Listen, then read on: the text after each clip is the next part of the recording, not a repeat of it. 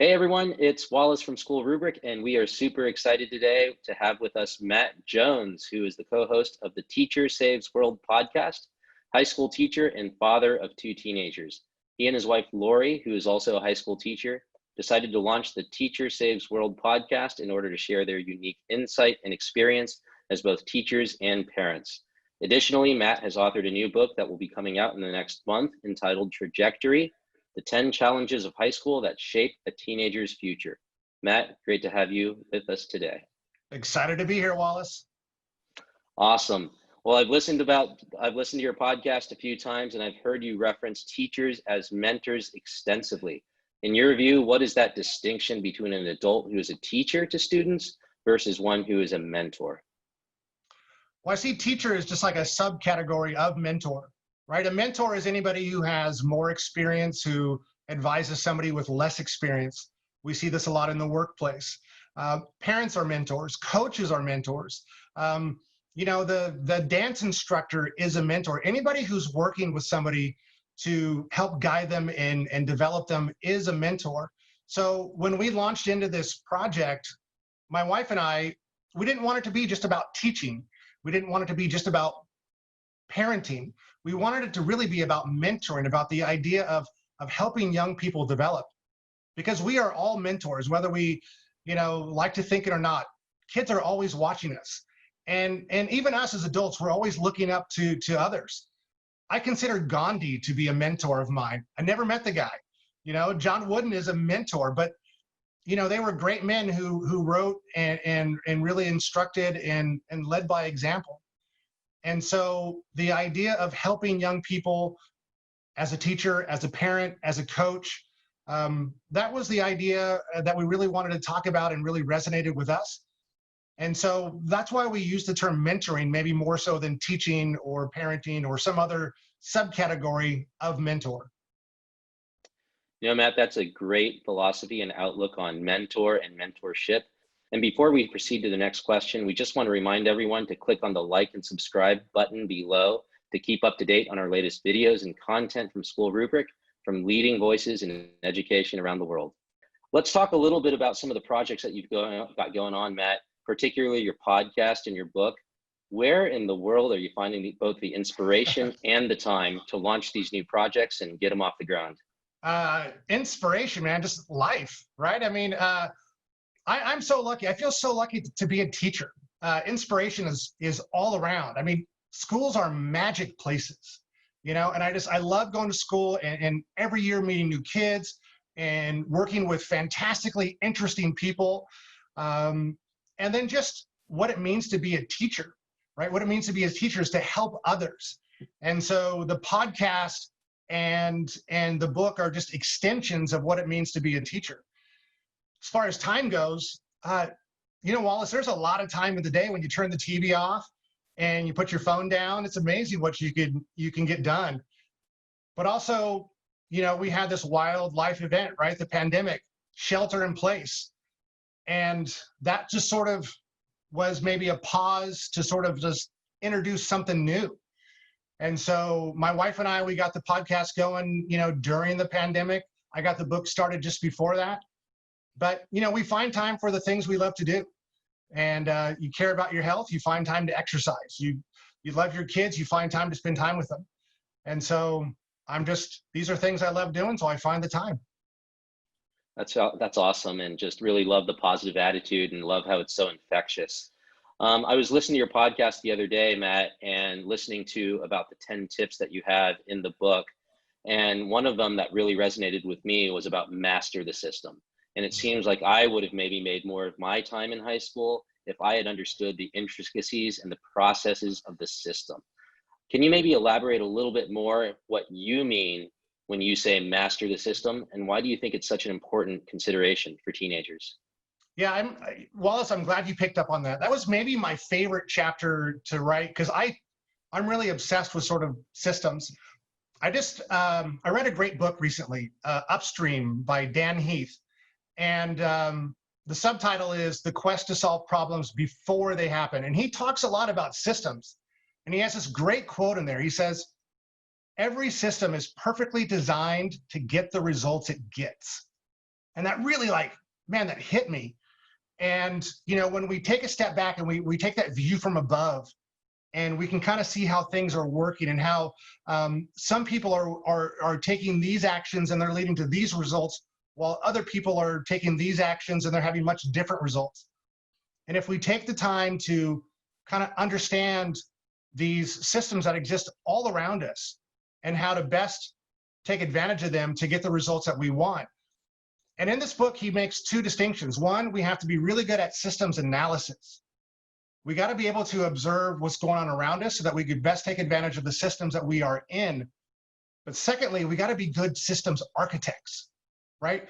If we go out to accomplish something, we need to be able to build a system that's going to achieve the results that we're looking for. And especially as parents and teachers, we're creating systems all the time for our children, for our students, for our own children, to help them, achieve the results that they're trying to achieve.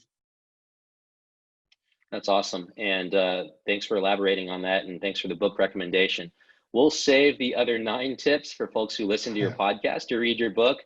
But I know that at the end of each chapter, you have some really practical information for teachers, parents, and students, which I think is really awesome because you have information for all 3 stakeholders. Talk a little bit more about this format, how you developed it, why you thought about that, and how you've structured your book. I got another book tip for you, Wallace. Here's another one. I just got done reading Meditations by Marcus Aurelius, right? The Roman emperor, Stoic philosopher. And in there he says, it's time to stop philosophizing about what a good man is and be one, right? We can talk theory all we want, but theory has to be turned into practice. So I always appreciate books that take the theory and give you very practical ideas. We can talk design theory all we want, but until I see some pictures of how that is applied, it might not make sense to me. So I've always appreciated books that give you very practical steps and tips and things that you can do to apply the ideas and the theories that they're talking about. And just like the pictures in a design book or a design magazine, I might try to recreate that living room exactly, or it might just inspire me to create something kind of like it, but it has more of my flavor. So I decided to put things in there that teachers can do, parents can do, and even teenagers. And whether they follow them exactly or not, hopefully they inspire some ideas about how to take these ideas and put them into practice. And I know these 10 tips, Matt, that you've developed have a lot to do with your experience over the years as a parent, husband, and educator.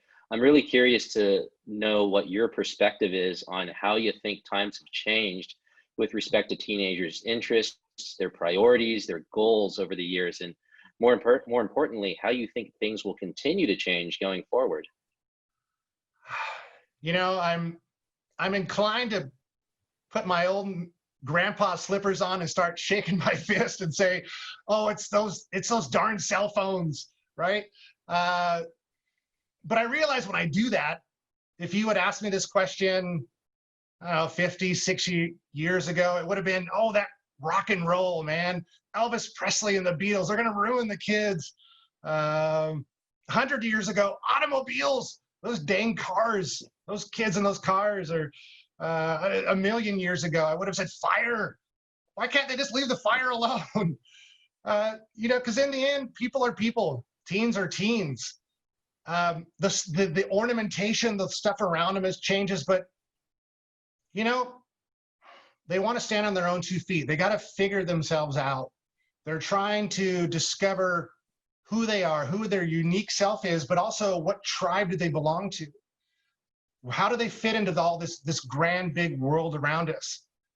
They're looking for somebody to love and to love them back. And these are human desires and emotions that have always been a part of who we are and will forever. And so, yeah, cell phones get me shaking my fist, but it's going to be something else next. And so, I don't know. Teens are teens, and they always will be. Right. And one of the things I love about your podcast is that you're partnering and co-hosting with your life partner, Laurie, who brings a really unique blend of parenting, teaching, and relationships. What have been some of the key takeaways in working and collaborating with someone on both such a personal and professional level? I don't know that we know any different. We've been married for 20 years now, and we've been teaching for about the same amount of time.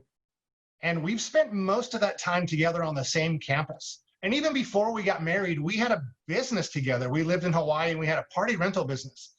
And I don't know any different.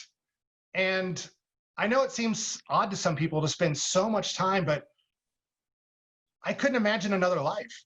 This podcast is just an extension of the conversations that we have every night around the dinner table, or every car trip we take, or every evening just, sitting on the couch, catching up on the day and what's been going on. So we've spent the last, couple decades sharing most of our life together. And, it's nothing new. It's just it's our normal. And I love it. I couldn't imagine anything else. It's awesome. Really exciting stuff about the podcast and the book. Matt, where can people go if they want to learn more about your podcast, your book, where to listen, where to purchase? Go to teachersavesworld.com. That's our website. We got a blog, we got our podcast information there, and then all the information about the book will be posted on the website, teachersavesworld.com. Awesome stuff. Matt, thanks a lot for being with us today. Again, Matt Jones, teacher, father, parent, co-host of the Teacher Save World podcast, and the author of the upcoming book, Trajectory, the 10 Challenges of a High School That Shape a Teenager's Future. You can check them out at teachersavesworld.com. Matt, thanks again for being with us today. Thanks, Wallace.